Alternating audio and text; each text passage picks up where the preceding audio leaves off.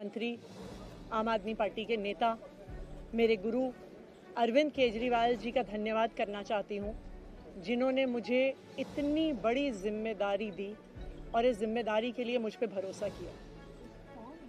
ये सिर्फ आम आदमी पार्टी में हो सकता है, अरविंद केजरीवाल जी के नेतृत्व में हो सकता है कि एक फर्स्ट टाइम पॉलिटिशियन एक राज्य की मुख्यमंत्री बने। मैं एक सामान्य परिवार से आती हूँ, शायद किसी और पार्टी में होती तो चुनाव की टिकट भी नहीं मिलती, लेकिन अरविंद केजरीवाल जी ने मुझ पे भरोसा किया, मुझे विधायक बनाया, मुझे मंत्री बनाया और आज मुख्यमंत्री बनने की जिम्मेदारी दी है। मैं खुश हूँ कि अरविंद केजरीवाल जी ने मुझ पे इतना भरोसा किया है, लेकिन जितना सुख आज मेरे मन में है, आज उससे बहुत ज़्यादा दुख भी मेरे मन में है। दुख इसलिए कि दिल्ली के लोकप्रिय मुख्यमंत्री मेरे बड़े भाई अरविंद केजरीवाल जी आज इस्तीफा दे रहे हैं। मैं आज ये ज़रूर कहना चाहती हूँ आम आदमी पार्टी के सभी विधायकों की तरफ से, दिल्ली की 2 करोड़ जनता की तरफ से, कि दिल्ली का एक ही मुख्यमंत्री है और उस मुख्यमंत्री का नाम अरविंद केजरीवाल है।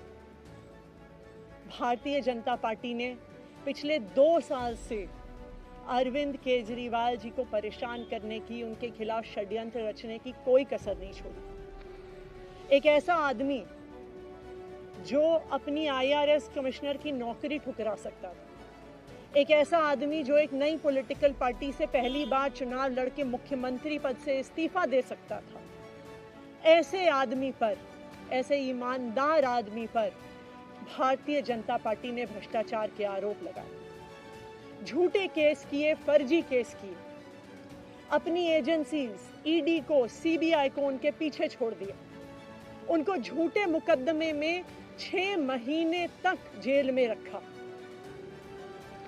आखिरकार सुप्रीम कोर्ट ने उन्हें जमानत दी और सुप्रीम कोर्ट ने सिर्फ उनको जमानत नहीं दी, सुप्रीम कोर्ट ने केंद्र सरकार के मुंह पे तमाचा मारा, उनकी एजेंसीज के मुंह पे तमाचा मारा। उन्हें कहा कि इनकी एजेंसीज, केंद्र सरकार की एजेंसीज एक पिंजरे में कैद तोते की तरह हैं और अरविंद केजरीवाल जी की गिरफ्तारी गलत थी। अगर अरविंद केजरीवाल जी की जगह कोई और मुख्यमंत्री होता, कोई और नेता होता, तो वो 2 मिनट नहीं सोचता मुख्यमंत्री की कुर्सी पे बैठने के बाद। लेकिन अरविंद केजरीवाल जी ने वो किया जो आज तक इस देश का इतिहास तो छोड़िए, शायद दुनिया के इतिहास में किसी नेता ने ना किया हो।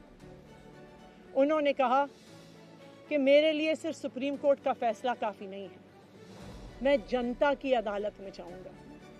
जब दिल्ली की जनता मुझे कहेगी कि हम तुम्हें मुख्यमंत्री के रूप में देखना चाहते हैं, जब दिल्ली की जनता कहेगी कि तुम ईमानदार हो, तब मैं मुख्यमंत्री की कुर्सी पे बैठूंगा। मुझे नहीं लगता कि हमें लोकतंत्र के इतिहास में ऐसा कोई त्याग का उदाहरण मिलेगा जो आज अरविंद केजरीवाल जी ने देश के सामने रखा है। दिल्ली भर में लोग बहुत दुखी हैं अरविंद केजरीवाल जी के इस्तीफे से। कल शाम मुझे एक बुजुर्ग महिला मिली, जब उन्हें खबर मिली थी कि अरविंद केजरीवाल जी ने इस्तीफा दे दिया है, वो रोने लग गई।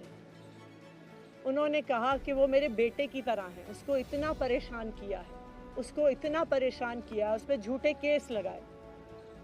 और उन बुजुर्ग महिला ने कहा कि मैं घर घर जाऊंगी, मैं घर घर जाके लोगों को कहूंगी कि मुझे अपने बेटे को ही मुख्यमंत्री बनाना है। तो आज सभी दिल्ली वाले ये प्रण ले रहे हैं, सभी दिल्ली वाले इतने गुस्सा हैं, भारतीय जनता पार्टी के षड्यंत्र से नाराज हैं और अपने बेटे, अपने भाई अरविंद केजरीवाल जी को फिर से दिल्ली का मुख्यमंत्री देखना चाहते हैं। क्यों देखना चाहते हैं दिल्ली वाले अरविंद केजरीवाल जी को फिर से मुख्यमंत्री? क्योंकि उन्हें पता है कि अरविंद केजरीवाल ही ऐसे ईमानदार मुख्यमंत्री हैं जिनकी वजह से उन्हें फ्री बिजली मिली। उन्हें पता है कि अगर अरविंद केजरीवाल जैसे ईमानदार व्यक्ति मुख्यमंत्री नहीं रहे तो उनको फ्री बिजली मिलनी बंद हो जाएगी। उन्हें पता है कि अरविंद केजरीवाल जैसे ईमानदार व्यक्ति अगर मुख्यमंत्री नहीं रहे तो उनके बच्चों के सरकारी स्कूल बदहाल हो जाएंगे। उनको पता है कि अरविंद केजरीवाल जैसे ईमानदार व्यक्ति अगर मुख्यमंत्री नहीं रहे तो जो अस्पतालों में सरकारी अस्पतालों में अच्छा इलाज मिलता है, मुफ्त दवाइयाँ मिलती हैं, वो बंद हो जाएंगी। उन्हें पता है कि अगर अरविंद केजरीवाल जी मुख्यमंत्री नहीं रहे तो मोहल्ला क्लिनिक बंद हो जाएगी। अरविंद केजरीवाल मुख्यमंत्री नहीं रहे तो दिल्ली में महिलाओं की फ्री बस यात्रा बंद हो जाएगी, बुजुर्गों की तीर्थ यात्रा बंद हो जाएगी। क्योंकि उन्होंने देखा है कि भारतीय जनता पार्टी की 22 राज्यों में सरकार है, किसी एक राज्य में भी वो फ्री बिजली, अच्छे स्कूल, अच्छे अस्पताल, मोहल्ला क्लिनिक, फ्री बस यात्रा नहीं दे पाते हैं। और एक ईमानदार अरविंद केजरीवाल है जो दिल्ली के लोगों को इतना कुछ देता है।